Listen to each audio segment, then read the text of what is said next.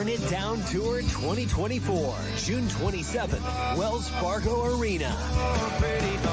ACM Best New Artist, Parker McCollum Live, with special guest Corey Kent.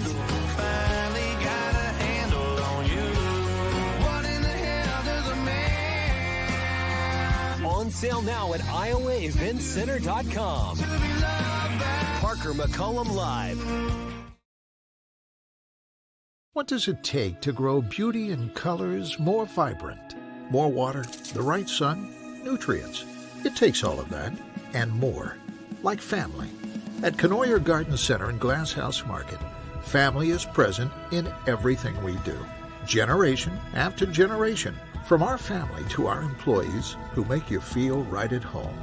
That's the difference you'll find when you shop Knoyer Garden Center.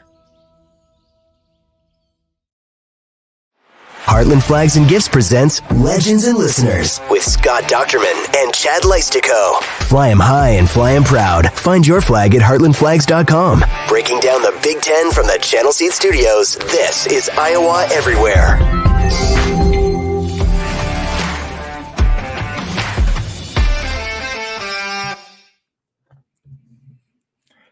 Hey, Hawkeye fans, Big Ten fans, and Iowans everywhere. Welcome into the Channel Seed Studios for this live Friday morning edition of Legends and Listeners, episode 41 on the wonderful Iowa Everywhere Network. My name is Chad Leistikow of the Des Moines Register and Scott Dochterman of The Athletic.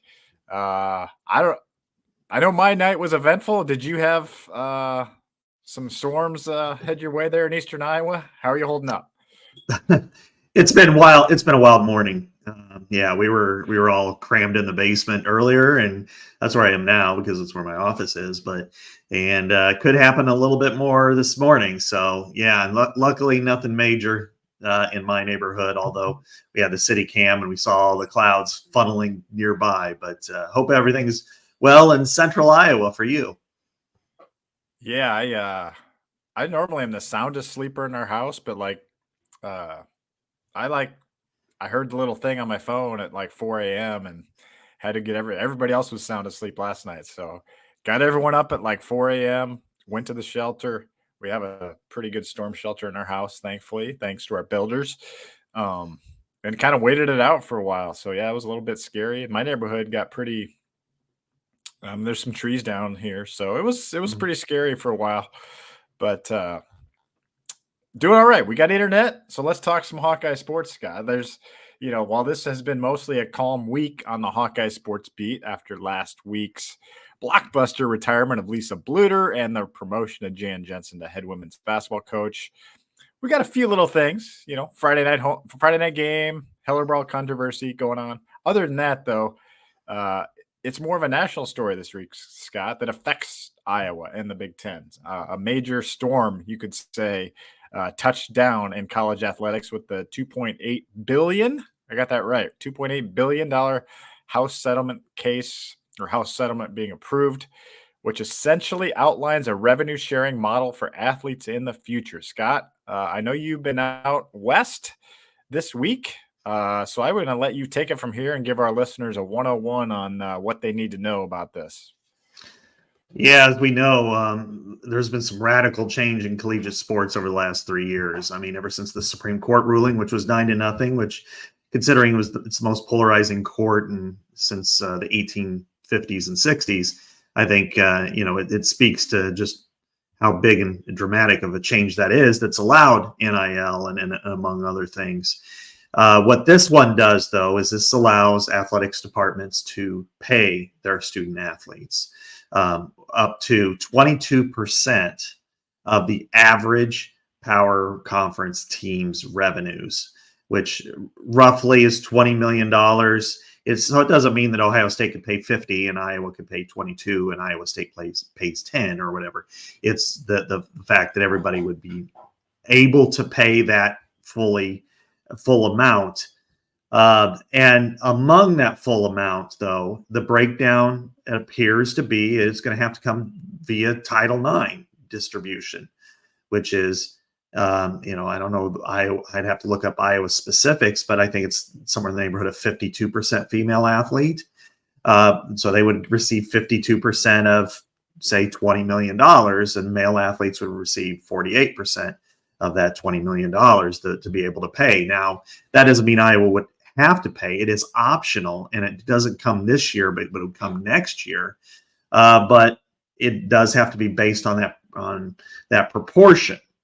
Now, the main parts of the House, what it's called the House case, because Grant House was a former athlete at Arizona State, and what he did was sued based on the fact that previous athletes did not receive NIL compensation and were barred from that. And this was a class action suit that with the statute of the limitations, if anybody who competed in a sport from 2016 onward, through the 2021 season, has the opportunity to claim some revenue or money from that. Justice, some people might say. And then finally, though, and I think this is the one that's been overshadowed, but is going to be significant to the makeup of athletics departments and every single team, is that the scholarship cap limit is out. There no longer will be 9.9 scholarships for wrestling, 85 scholarships for football. Instead, it'll be roster limits. And so you can fully fund up to those limits. If there are 35 athletes, then, in That's wrestling, a great example. Yeah, baseball. Baseball, 11.7. You can fund up to 35. Now, that's scary because we don't know what that means for walk-ons yet. And that could mean that there might be 0 walk-ons. And it could be in football, you could have 105 athletes on your team and give them 105 scholarships.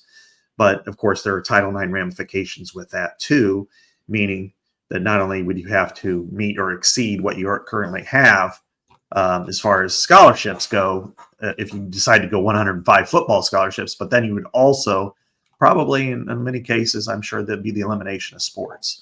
So this is a really deep, detailed case. It's going to be hard to kind of, there's still a lot of nuance, much more than I'm capable of answering today.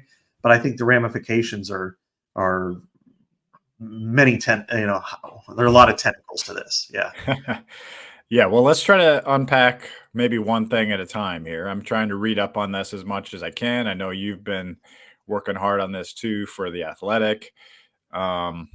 I guess let's start with the number, which it sounds like the 22% is based on the average revenue of a power conference team. Yeah. And how did they arrive to that? Because this wasn't negotiated, which is normally how these things would work, collectively bargained or whatever. Mm-hmm. But the average cost of scholarships at a power school is about $15 million. This is according to Yahoo's Ross Dellinger, who's been doing a really good job on this too. Yeah. And so those two figures combined, plus other athlete benefits, let's say food, etc., combined to account for about 50% of athletic department revenues. That's from his story. Mm-hmm. So that is in line with maybe pro sports, the going rate, you could say, for collectively bargained revenue sharing. So it does feel like a fair price tag. I think there's questions. So let's say Beth Getz says, I can pay $20 million starting in 2025, right? That's when it starts, fall of 2025. That's a lot of money, Scott. I mean, can you put that into perspective of kind of what the dollars, what that could mean for Hawkeye athletes, potentially Cyclone athletes? And then as I read, I think it was Josh Whitman that you quoted, right? That not everyone's going to be able to pay that. You just don't have $20 million sitting around in your budget. We know that Iowa cuts it pretty close on their budgets. So there could be some hard decisions coming from these athletics departments, is what I'm saying. Right. And that's going to be the challenges for everybody. I talked to Jamie Pollard last week. He was, even before this settlement came, I mean, he was one of the most outspoken athletic directors in the country, at least went on the record to talk about it, where other ones wouldn't, and described kind of how this was going to work. And he's like, I don't know anybody that can pay $20 million. Now you look at a Texas, maybe an Ohio State, maybe a Georgia and Alabama, Michigan, possibly. Those are the schools that you look to first and say, yeah, they could probably afford 20 million. Other one, and this is optional right now, but you can pay up to this. And I think that's where people are going to go. And what it means is it very well could end up being an issue, a recruiting issue. If you have somebody from the Quad Cities who was going to pick between Iowa and Illinois, and Iowa's got the ability to pay up to whatever amount, let's say it's a women's basketball player and they get 52% then of that revenue and they could pay it. So let's say it's $300,000 to a women's basketball player versus Illinois. We can pay you $15,000. I mean, it's very much a recruiting inducement, and it's not illegal anymore. And so that is a significant factor ultimately. I think most schools will reach that level at some point. It may take a few years. It's also going to mean, how do you get there? Well, there's raising money. The hope is that this takes most of the collectives out of the independent realm and puts it under the auspices of the athletics department, which would be, and I would look at that though skeptically, that I don't think that this is one that is going to be automatic. For instance, as we know, the Swarm, Brad really well. I know Brad really well. It kind of operates in two like tongs. You have the socialist tongue and you have the capitalist tongue. The socialist one is athletes go to speak at youth clubs, or they go to the schools to read, or they go to volunteer at shelters or whatever. That's more or less what you're going to have under the athletics department wing. The capitalist wing will still be there, and not just the Caitlin Clark part, but let's face it, if everybody can pay the same amount, what's your inducement to go get a quarterback? Somebody's going to want to get a quarterback, a left tackle, a pass rusher, whatever. The reason why people donate to collectives to begin with is to make sure you win football and men's basketball games, and then a niche sport or two. At Iowa, that's women's basketball, wrestling. Maybe at Minnesota, it's hockey. Maybe at Nebraska, it's volleyball. It's different schools for different places. Baseball in the South, that type of thing is really relevant to this, and people want to give to that to grab players. Well, people are still going to want to do that.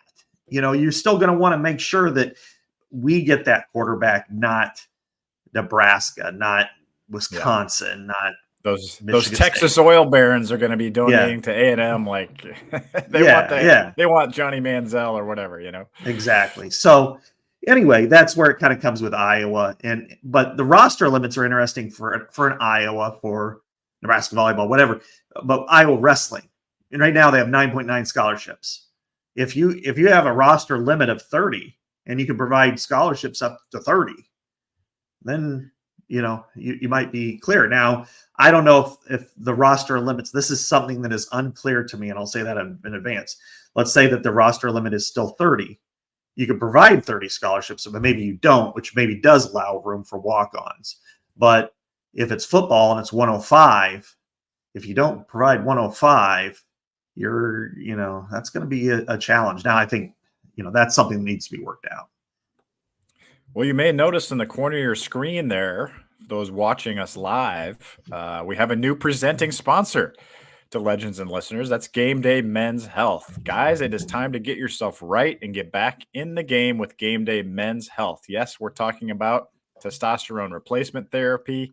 Low T is very common in men, especially as we get older. And Scott, you and I are becoming older dudes by the day, freshly in our 50s. GameDay has a game plan to get you feeling like you're in your 20s again, and it can also put you on the right path to lose weight safely and effectively too.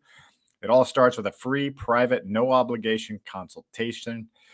Visit GameDayMen'sHealth.com at their Ankeny, West Des Moines, and North Liberty locations. I'm going to get smoother on this as we go, Scott. This is a new ad read, and I'm excited about it. I have to say, my initial consult with GameDay, I was very thoroughly impressed with everything they did, and I look forward to reporting back to you guys as things move along. But it really seems like they know their X's and O's, so to speak. So thank you to GameDay Men's Health for jumping on board with legends and listeners here on Iowa Everywhere. We really appreciate that. Helps us bring you this podcast every week. So, give them a shot. You opened a lot of can of worms there, Scott. The walk-ons, the Title IX. Let's start with Title IX, because my understanding, and tell me if I'm wrong, is that NCAA President Charlie Baker is kind of contending that Title IX only applies to opportunities and not necessarily the monetary compensation part of it. So be interested to hear from Beth Getz, for example. They're figuring this out too. I think it's going to come down to what the Department of Education has to say about it. Is that kind of your read on this as well? I mean, because that would be, if it's just opportunities, then all of a sudden football players are going to be getting the lion's share of the money, and basketball players, I would think. Well, you're exactly right. And that's what needs to be discussed. There will be lawsuits, and it'll probably be adjudicated at the Supreme Court level, because we're talking about Title IX. And does the payment of athletes, does it need to be equal? Does it need to be based on percentage of male and female athletes? Now, I talked to multiple athletic directors who think that's going to be the case. Now, that may not be the intent, but that will be the case, because if you have one person told me if you have $15 million and 13 go to football, then that's not, then it's out of compliance with what they think of Title IX. And so if it's adjudicated to where the athletic department can choose how much money goes to what sports, it's obvious that football and men's basketball will be at a place almost entirely in the Big Ten will be consume 90% of that money. I mean, and rightly so. They're the ones that make the most money. Yeah. However, if it's interpreted to be, athlete, money, same thing across the board, the one thing that they told me that the departments will have reign over is, okay, let's just say it's a 50-50 split to make it easy. 10 million to women, 10 million to men. Then within that 10 million, then the athletic department can determine how much to spend on, say for the 10 million for women, that they want to spend half of it on women's basketball. Or more. That's what I was thinking. Or more. Yeah, right. Spend 9.9 million in women's basketball. Yeah. Who cares? I mean, no offense, but who cares? Really, what other women's sport is going to drive interest, viewership, all that stuff? But maybe nine. Yeah. Volleyball, and maybe you want to invest in a sport like volleyball and softball too. Maybe you feel like that's an area that you can make some serious gains. But on the men's side, it could be like, you know what, all but $20,000 are going to football and men's basketball players. And you could have a situation where maybe on the women's side, they want to be more equal, and like a women's track athlete can make $50,000 and a men's track athlete can make $500, and both be on scholarship, both having similar times. And that's kind of where things line up. And I talked to a couple of football coaches off record about it a little bit. And one is, and this has always been the problem with Title IX in interpretation and football. Football pays for everything. Everybody acknowledges it, knows it. Everybody picks at it like, oh, I spent so much money on football. Well, it's because they make all the money.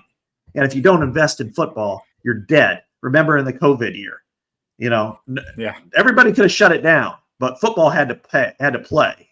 And it's because otherwise all these sports are going away. Well, if football has 85 scholarships right now, if it's somehow legislated to say it only you could fund up to 105, but it only counts as 40, then you could see a real balance. But that's something that'll never happen. There's a lot here, Chad. It's hard I keep wanting to narrow it into one, focused topic, but it's hard to, because it's all nuanced and related. And, how much a football player gets depends on the Title IX interpretation. And I feel it definitely is going to have to be figured out in court, I'm sure, because the schools are going to want to, most schools probably are going to want to pay the football players and the men's basketball players. Well, and eventually it's going to have to go there because they're going to want the antitrust exemptions against future lawsuits, because this one was settled. There are still others that are out there, whether or not they're actually officially employees.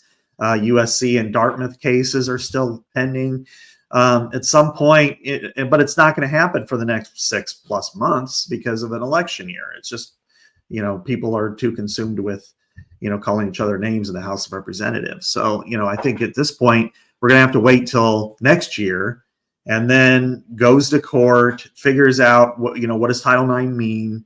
How does it apply here? Does it apply simply to opportunity, or should it be applied evenly? That's going to be massive. But as of right now, I think it's naive that I've talked to some people who seem to think this is going to eliminate collectives. I think it's not, because for all the same reasons. It's like, if all the money can go evenly in the departments to everybody, you're still going to need to get that quarterback. You're still going to need to get that left tackle. You're still going to have to pay for that leading scorer in men's basketball, women's basketball, or that wrestler if you're Iowa, or hockey player if you're Minnesota. So I think that's something that's still going to have to be around, and not get rid of the BS. One person said, "Look, what we want to get rid of is you bring in a basketball player, he signs 3 basketballs, gets $100,000. We want to get rid of that." Well, good luck, because that's what they're going to do. Oh man, I think let's look at it from like a Beth Getz perspective in terms of money. I think the fastest you can get to 20 million, the better for your whole department. So does that mean she needs to cut sports? We both know you've done articles on it. I've done articles. Every sport except men's basketball and football are money losers. Even wrestling, even women's basketball has been the biggest. The loser.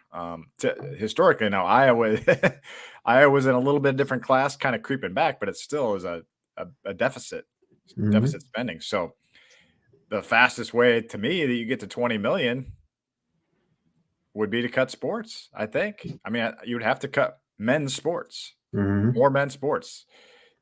Maybe you just, and my friend Andy Hamilton, who used to work at the Register, and he works for Flow Wrestling now, and does a great job. And he's of the opinion, I don't know, I don't want to say, I've been talking about this case, but like wrestling is going down a track where it's going to get cut a lot of places. Like, so what does a wrestling national championship mean anymore if there's 8 schools left or whatever, So that's the type of world I feel like we're going to go down. People are going to cut sports like wrestling that don't care about wrestling. So, the men's golf team, I don't know. That's one way. I also think, Scott, probably facilities investments are going to take a real back seat right now because you're going to need the money for the athletes, right? There are some areas that I think we can all agree to that college athletics has been fat and happy and could probably lose some weight on. And I think salaries, the hangers on, do you need 15 people taking pictures and videos at a women's basketball practice? Do you need, 100 people seemingly hanging around the football program? Do you need all the analysts in the world? Do you need, and then likewise, when you start to look at, the sports, I don't think like cutting the golf team is going to do it. That you're talking about trimming. You're talking about, saying, in our world, it's like you wrote a 3,000 word story that needs to get to 2,000. It's like, well, if I cut the second part of this quote, that's going to cut right. 23 words. I know that world. Yeah. It's not going to cut 1,000 words. So, yeah. So with this is, what's a sport that's going to just make you go, oh God, but it's going to have to get you there. And I just desperately hate saying this sport at all lengths, but baseball is the one that I would be the most concerned about with Iowa, because football, no. Men's basketball, no. I mean, you just don't even talk about that. Wrestling, are you kidding me? Iowa, no. What's next? They already cut 3 sports 4 years ago: tennis, gymnastics, and swimming. If you're going to cut another one, there's track. And if you're going to keep track, why wouldn't you keep cross country? I mean, it just makes no sense at all or indoor. I mean, it's like you either cut them all or you cut none of them. Baseball's the one, to me, I'd be the most fearful for. Now, I'm not saying that's going to happen, and I really hope it doesn't. But when you're UNI, when you're Iowa State, when you're Wisconsin, they've done that. And now, and you can't cut a women's sport unless you're going to trim some of the scholarships off the men's sports. And I know, the philosophy hasn't changed a whole lot with Gary to Beth, and that is, if you're going to fund sports, you don't add sports, don't do anything differently just to compete. You want to compete to win, and you've got to be able to do that. So it can't be just a half-ass effort of, well, yeah, we've got 9 scholarships for baseball, and good luck, coach. You don't want to go out there and be a doormat. You want to compete. So that would be the one I'm fearful of. But at this point, I don't know that I would put anything on that right now. But facilities improvements, absolutely. That I think right now, unless somebody's going to say, here's my check for $20 million, facilities are done. Yeah, I mean, I guess most of the facilities, they do fundraise anyway. So I guess, but yeah, you're going to have to find lots of millions of dollars pretty fast here. Now, how would you say the new TV revenue coming in helps that cause for the Big Ten? Because that obviously, the new TV deal certainly would seemingly help that, right? Yeah, and the latest tax return that just came out this week that I wrote about, Iowa pulled in $60 million in fiscal 23 from the Big Ten, and that's going to grow by this upcoming year is going to be a little bit more than that, but then this upcoming season that will jump that to 70 some million dollars. That's a big jump. Now, Beth has been strategic, and she's talked to me about that before, and I've written that before about how she's going to allocate money, what she's doing. They've got different plans for different arrangements. I would expect, some of the investments in parts of the department to probably be limited, to ensure that you can have a big jump in athlete pay. Maybe it's a $10 million start. Maybe it's the money that you're going to get from the Big Ten going forward. What does that mean for coaches' salaries? What does that mean for staffers? That's going to remain to be seen. But when, I know when talking to some of the legal minds, they're saying, look, do you really need to pay a strength coach $1 million? That's what's going to come down. Now, I don't know. The market's the market, right. So we'll see. But I think some of those people are either going to be A, expendable, or B, have their salaries. The market's not going to pay for them to double their salary by going to a different school. Well, Scott, it is a holiday weekend, and after a challenging weather week in the state of Iowa, it's a good time to proudly fly your American flag or Hawkeye flag from our fantastic friends at Heartland Flags and Gifts. They carry nearly every sport, every team, and every flag, including Old Glory. Visit Heartland Flags and Gifts online at heartlandflags.com or in store at 3719 Southwest 9th Street in Des Moines. And they wish you a happy and safe Memorial Day weekend. Trying to think what the walk-ons thing would be interesting, especially for football, Scott. I mean, that really does seem like a real thing. The potential elimination of walk-ons.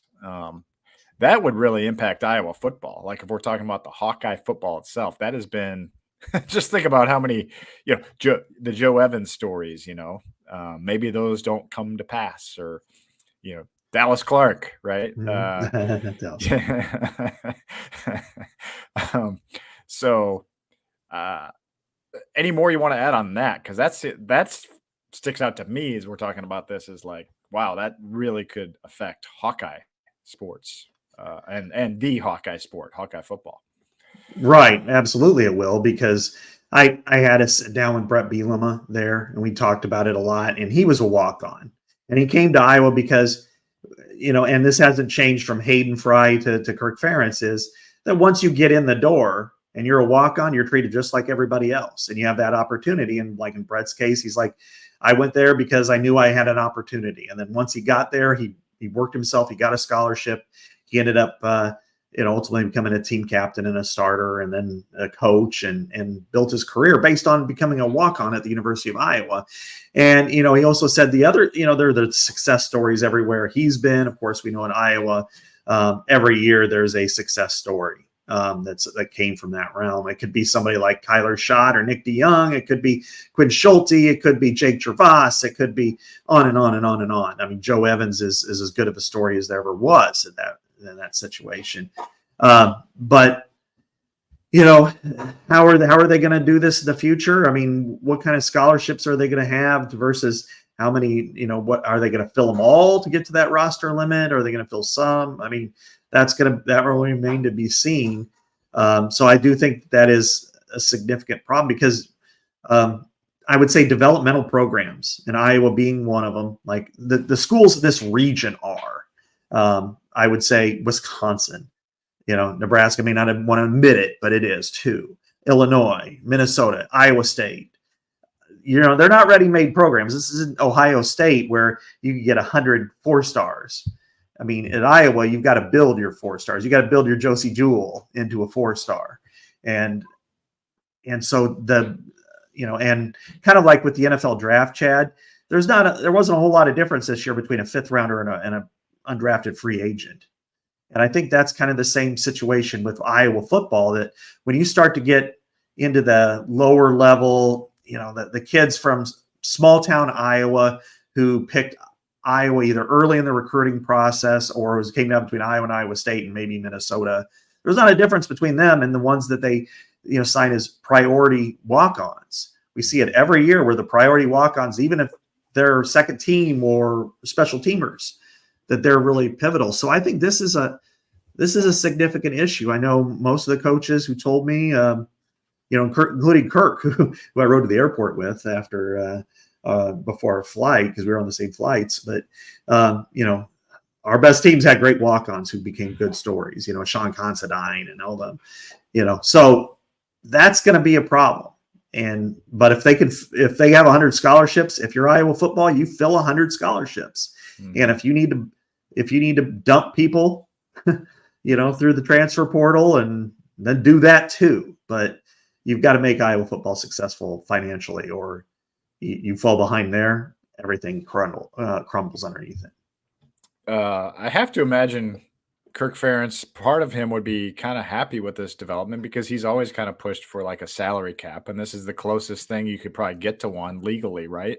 Mm-hmm. In college athletics. I mean, the potential now exists for athletes to sign away their NIL rights to the schools, maybe multi-year contracts. There's so many layers of this, Scott. But I know Kirk has been a proponent for like a salary cap type of thing. So I feel like it could maybe benefit, schools like Iowa that don't necessarily have the, Ohio State, deep pockets. Maybe it's a bad comparison, but I don't know. Like if everyone's capped at 20 million, that's a lot of money. Feels like that's where the outside collectives was. But what they've hoped for is, and I think it's somewhat pie in the sky. I'm skeptical. Color me skeptical on this. Mm-hmm. But they're hoping a couple of 80s use the term the BS collectives. It gets that out of the way, meaning the junk that happens. That now this means that maybe it's the upper 10%. It's the first team All Big Ten power forward. It's the quarterback. But then you find them through traditional, what NIL was meant to be, the Caitlin Clark path, good business deals and stuff on the side. And whereas everybody else kind of falls into that NIL, and then you can decide within your NIL pool, basically, and in the department, it's like, what, we've got $10 million to spend on male athletes. We're gonna spend, 600,000 on Jay Higgins, and we're gonna spend 500,000 on YA Black, and then the others, well, you're going to get 10,000 or 5,000 or whatever, and then you just kind of each year kind of determine how much you get, and if you want to transfer, you transfer. But that is fairly pivotal on this. But I know the weather was pretty nice out there. It was on a beach environment. I know the weather's been rainy here, Chad, but as we all know, it's time to plant, grow, and love with Conoyer Garden Center. Conoyer Garden Center has the best annuals, perennials, hanging baskets, and so much more to bring the color and beauty of the season to your home. Shop the family-owned Conoyer Garden Center, where nearly everything they sell is locally grown too. 2 locations, Grimes near Toyota of Des Moines on Highway 141, and in Ankeny, right at the corner of Ora Labor and Ankeny Boulevard. Gift certificates are always available at CanoyerGardenCenter.com, and their Glasshouse Gift Market has a tremendous selection of great gifts and home accents to shop. So head on over to Conoyer Garden Center once it stops raining.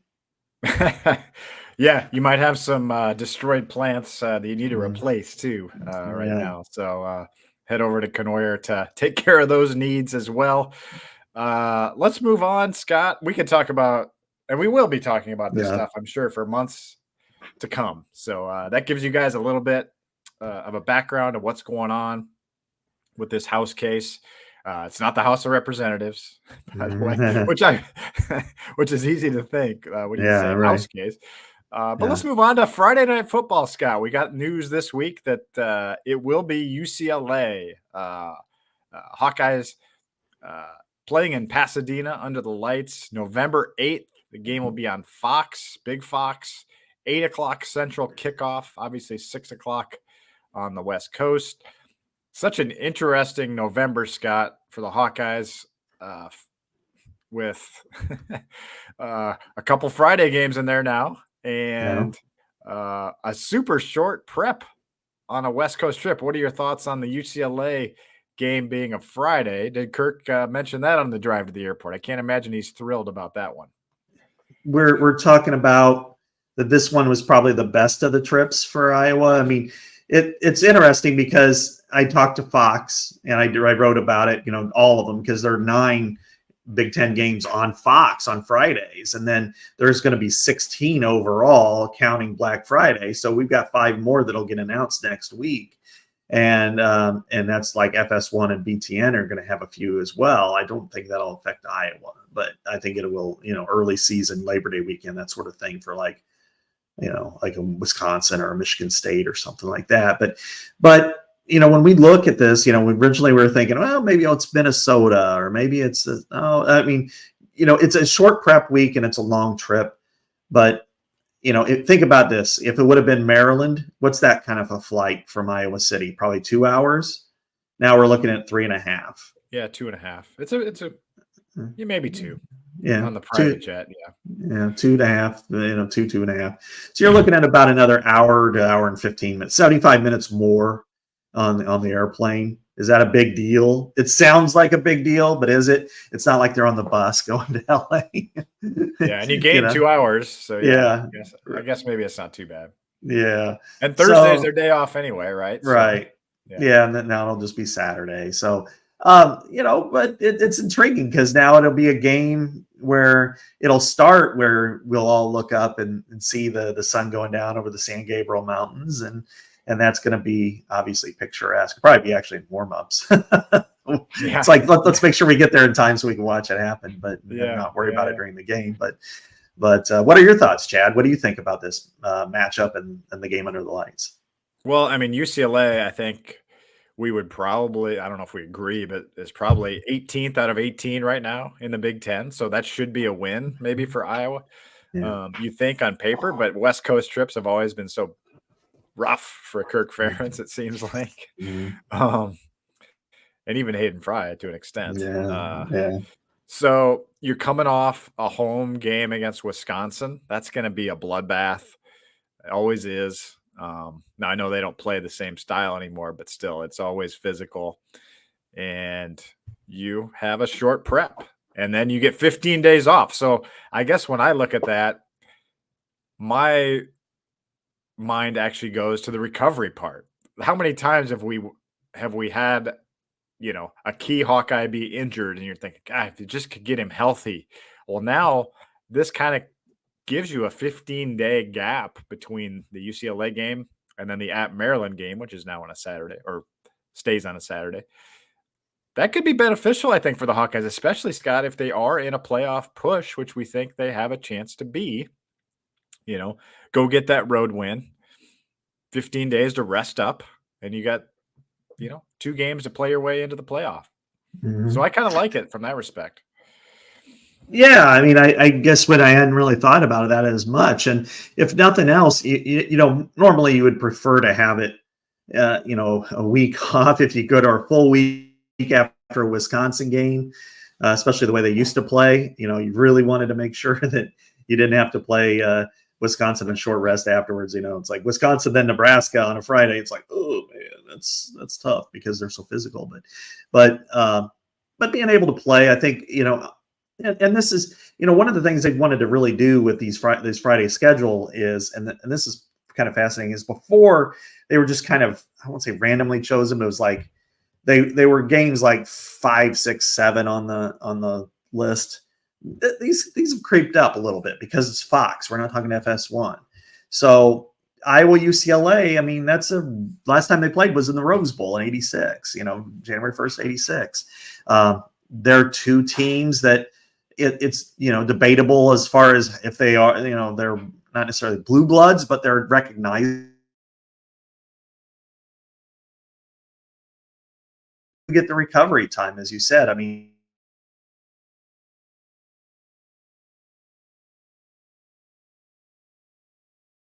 from a recruitment perspective, that Iowa gets a good amount of time to go out and recruit, not only get off the plane on that Saturday and go to see playoff games in the region, but then the next week too. So I think there's some wins here for Iowa out of this, not just what may or may not happen on the field. Play's schedule, they play at Nebraska on November 2nd. So, that's all. They're going to have a little bit of a cross-country venture as well. So I don't know if it's necessarily like, oh, poor Iowa here. Yeah. I mean, you're basically flying out there probably Thursday morning, I'm guessing, and then getting acclimated to the time change. Maybe they go Wednesday night. I don't know. But it's a night game. I mean, I'm already thinking about, like, from our perspective, like, maybe do we fly out on game day? You can get there early in the day. It's possible. Save a night of hotel. I don't know. Anyway, anything else on football? I noticed, Iowa announced the Brendan Sullivan and Jacob Gill signings. I guess no surprise there, but we talked a little bit about Gill last week, and my buddy Tyler Tashman interviewed Gill. I don't know. He sounds like he's ready to make an impact. I think it's kind of cool that they both have 2 years left, both coming from Northwestern. It's kind of interesting. No, it's perfect. I mean, it's hard to, for Brendan Sullivan wouldn't have come here if it just had 1 year left. I mean, he's right now, as we talked to Kirk last week, number 2, and that's going to be proven until, or at least through August at the earliest. So I don't know that there's much left. I do know, they're still semi looking for a defensive tackle, but they're not going to pay a ton in the NIL. There was a couple of guys who were really wanting a lot of money, and that then didn't really fit their money bank. One was a Division II tackle, wanted $300K. It was like, wait a minute, time out. So, but it is, pretty impactful coming up. I mean, they're entering a dead period next week over the holiday, and then it's all live, and you've got, they'll be at camps, and then they'll have their own camps, and the recruiting aspect more so than the transfer portal situation is definitely going to take off here starting next weekend. So it's and then we'll probably get, then there's some really impactful official visits, and then the big weekend at the end of June. So this will go pretty fast. I mean, in a month we're going to be like, wow, where'd the time go first? And then we'll be like, whoo, here's this. Well, I don't want to forget. We don't want to forget our friends of Steeple Ridge Bourbon. Steeple Ridge delivers a high-quality, delicious drinking, award-winning craft bourbon. Have some for breakfast here on this Friday morning. It's almost the weekend. If you don't find Steeple Ridge at your favorite retailer, be sure to ask for it by name, please. Steeple Ridge is distilled, aged, and bottled in Iowa by Lonely Oak Distillery. All right, Scott, we got, I don't know, 5-10 minutes left. You want to talk? I ran into Brevin Dahl at my daughter's field day yesterday and talked to him for a little. I'm so pumped about Brevin Dahl. Like I'm hoping he comes to fruition now that I've pumped him up so much. But the dude, won the state in the 100 meter, the 200 meter. I'm excited to see it. Like he ran 10.40 automatic time. I mean, I've been trying to tell people like this guy's legit. And I don't know. I think it's fun to talk about the freshman class because it's almost here. They're almost ready to report. And, I think it's kind of a cool opportunity for him to come into this, especially like Brevin coming into the Tim Lester offense. He doesn't have to learn, the outgoing Brian Ferentz offense and something new. He needs to learn the Lester offense from scratch. Go ahead. Oh yeah. Sorry for interrupting you there. I think this is a real test to Kirk and to, the new offense, because to me, Brevin Dahl is a player you get on the field. I don't care what he does, get him on the field. You run 10.4 in the 100, and you set that was like the second fastest time I want to say ever of all classes. 10.4. I think 10.33 may have been the number one. Yeah. And then third fastest 200 recorded ever. I want to say the ADM was the 4x2 in the prelims. That was the fastest 4x2 ever. And then they finished second overall in that category, and then that relay, and then won the 4x1. Get him on the field. Put him at receiver this year. Maybe he's a running back long term, but this year you have LaShawn Williams and you have Johnson. Caden Johnson. I'm losing these names here. But you have these guys, and you can Caleb Johnson. I'm sorry. You have enough players there that you just need to get them on the field. I mean, that kind of burst to me says kick returner for sure. Yes. Yeah. Put them back there. Second, put them at wide receiver, have them run go routes, and then have them run jet sweeps. Put them in motion. That's an athlete. I'm not going to put him in Cooper DeJean category, but that kind of speed you can't replicate. So get him on the field. I don't know. What do you say when you talk to him? Yeah. Well, I asked him, I said, hey, well, did you trim, have you had to trim down for track? He's like, no, I've been on the Iowa football diet, and he's between 195 and 200, and said he didn't lose any speed. He stayed, he's been bulking up, and like basically, obviously he didn't lose any speed. He gained speed. So, so I mean, he's just he's just an impressive kid. He's going to work hard. He's like the nicest kid in the world. Oh, is very he really? humble. Yeah. Wow. He's I'm excited to see how it pans out. I just think it's an opportunity for Iowa to, that like Reese Vanderzee. Let's see what he's got. I mean, there's a lot of interesting freshmen coming in to the fold here. Gavin Hoffman, right? Tight end. I mean, I don't know. I'm excited about this freshman class, and they all get here real soon. So yeah. Some of them are already on here. Josh Chanowski, Gavin Hoffman are here. The linebackers are incredible. I mean, when you've got a linebacker who can jump 6'7" and finish second in the discus, and those linebackers, yeah. I mean, all of them are just like I would imagine they'll try to hold one back, but at least two of them, maybe all three of them, maybe they just say, you know what, we don't care. We're going to put them all in special teams and get them on the field, because next year you're going to need guys to step up at that position. So get them game experience, get them out there hitting, just put them with the varsity and let's go.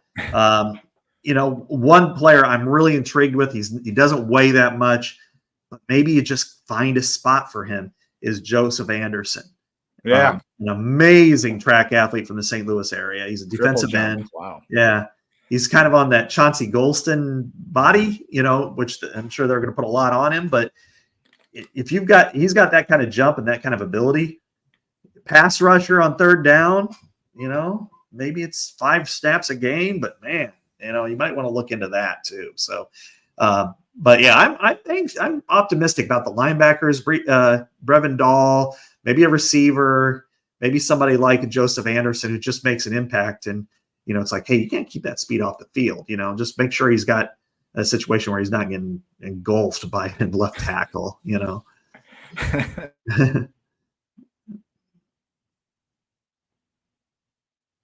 Sorry, I was on mute. I got a lot of random topics here that I'll let you choose what you want to talk about. So, end of the Jenny Fitzgerald era, ridiculous finish to Heller Ball season. Peyton Sanford's got to decide by May 29th.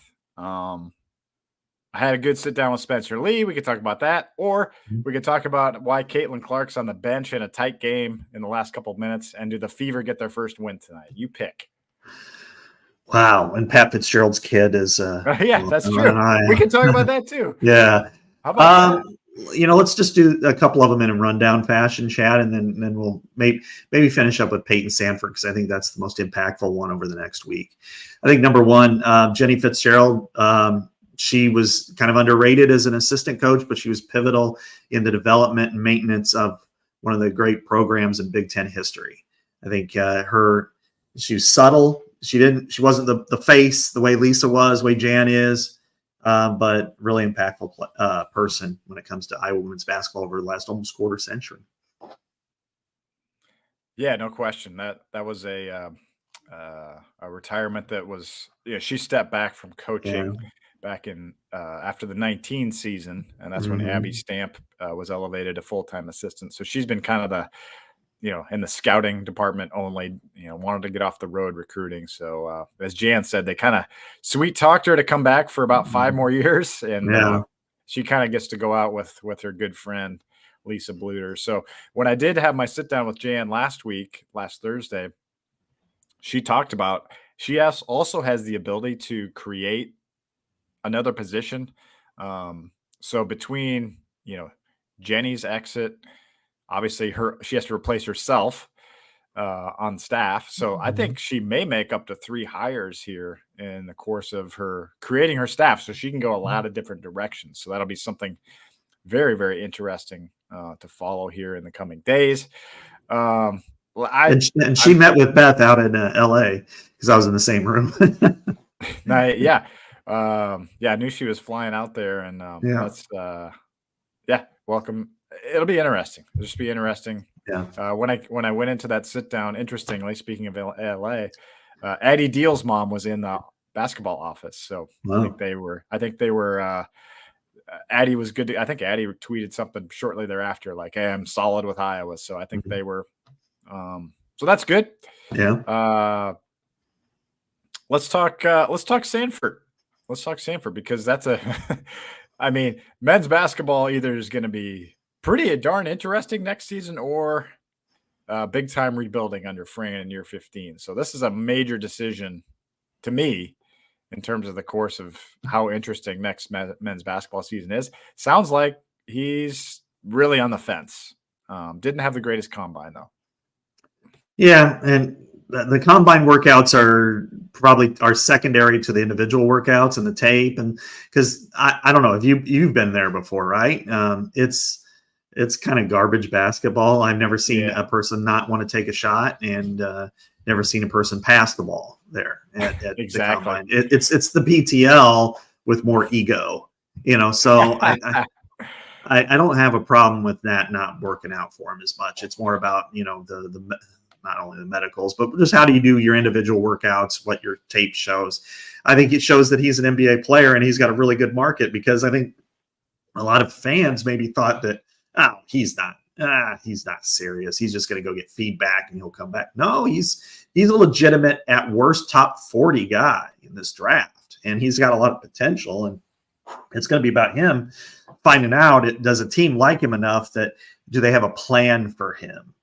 I think. If a team, even in the early second round, says, okay, if you're there, we're going to take you. And we're going to, probably make you a 2-way guy for the first half of the season at minimum, where that way maybe you come up for a couple of games or send you down so you can get some minutes, that sort of thing. I don't know. What did Tyler tell you about the combine, and what do you know about the situation? Yeah, it's a weak draft this year in the NBA, and next year's draft is loaded. So it's one of those. It's almost like the NFL, right? Where it would have been, this year you might be a 5th rounder, 6th rounder, whereas next year you might go undrafted. It's that type of thing, and so it is an opportunity, I think, for Peyton Sanford. Here's one of the quotes he had in the story that went online yesterday from Tyler. He had a workout with the Golden State Warriors yesterday. And he said that the combine didn't go the best, but some of these workouts have gone really, really well. I'm just trying to find the right fit. And this is a wonderful organization. And any organization with a great culture is somewhere I'd love to end up. I'm still nowhere near a decision. Get to go home soon and talk everything over with my family, but I'm no closer to a decision than I was the day I left Iowa City. So, he doesn't have much time left here, holiday weekend here, to maybe talk it over. But my gut, and I don't know anything, but just reading the room, I feel like if he gets any kind of assurances, I think he's probably going to go. Because why wouldn't you go try to start your pro career? He's talented enough for someone to give him a shot with that shot. Mm-hmm. Yeah, it's really, it's a tough decision, because a lot of times now with and this is where NIL makes it even more of a challenging decision, because he can, if he doesn't have those assurance, he knows he would get drafted if he stays in there, but he doesn't know what that means, because we've seen like Aaron White, for instance, get drafted and then play his whole career in Europe. And he's got that very, much, capability as well. So, but if he comes back to Iowa, he's going to get some sort of nice paycheck, and it's probably a little bit better than the G League. So I think this is really a complicated issue for him. And, but I think you're right. If he does get an assurance, a plan, then I think he's gone. And it does take Iowa from being a interesting bubble kind of team to a team that's probably got an uphill climb to make it in the top half of the Big Ten. Well, good show, Scott. We'll see if the Fever can get their first W tonight in the W. I think they're favored against the LA Sparks, and then they play the Aces on Saturday, I believe. Yeah. So that'll be fun to see Caitlin and maybe Kate Martin on the court at the same time going against each other. That'll be pretty fun. So anyway, good to see you. Welcome back. Welcome back, man. Yeah, thanks. A little jet lagged, but I'm doing well, and I hope you and everyone else has a great holiday weekend. Hopefully, this is the last of the rain, and everybody can kind of enjoy the whatever we do activity wise over the next 3 days. Absolutely. For Scott Dochterman, this is Chad Leistikow. Thanks for joining us on this Friday episode of Legends and Listeners from the Channel Seed Studios. Talk to you next week here on the Iowa Everywhere Network.